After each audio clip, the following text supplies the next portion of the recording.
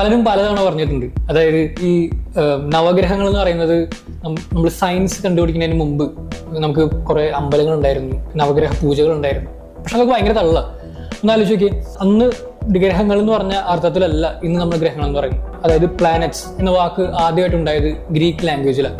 അതിന്റെ അർത്ഥം എന്ന് പറയുന്നത് വാണ്ടറേഴ്സ് എന്നാണ്, അതായത് അബദ്ധസഞ്ചാരികൾ.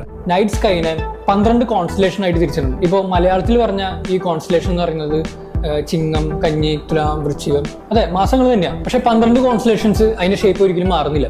ഒരു ഉദാഹരണത്തിന് കർക്കിടകം എടുക്കാം. കർക്കിടകം എന്ന് പറഞ്ഞാൽ ക്യാൻസർ, അതായത് നമ്മുടെ ഞണ്ടിന്റെ ഷേപ്പ്. ഇത് ഈ കോൺസ്റ്റലേഷൻ നീങ്ങുന്നതൊപ്പം അതേ ഷേപ്പ് മെയിൻറ്റെയിൻ ചെയ്ത് ആ സ്റ്റാറിന്റെ ഡിസ്റ്റൻസ് മാറാതെ അതങ്ങനെ നീങ്ങിക്കൊണ്ടിരിക്കുന്നുണ്ട്. പക്ഷെ ഇതിന്റെ ഇടയിൽ കൂടെ ബ്രൈറ്റ് ആയിട്ടുള്ള ഒബ്ജക്ട്സ് നീങ്ങിക്കൊണ്ടിരിക്കുന്നുണ്ട്. ഇതിനെയാണ് ഒരു വാണ്ടറേഴ്സ് അല്ലെങ്കിൽ പ്ലാനറ്റ്സ് എന്ന് വിളിച്ചത്.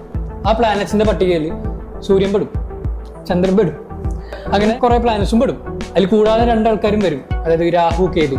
അതിപ്പോ കൺസിഡർ ചെയ്യേണ്ട, അത് വേറൊരു സ്റ്റോറിയാണ്.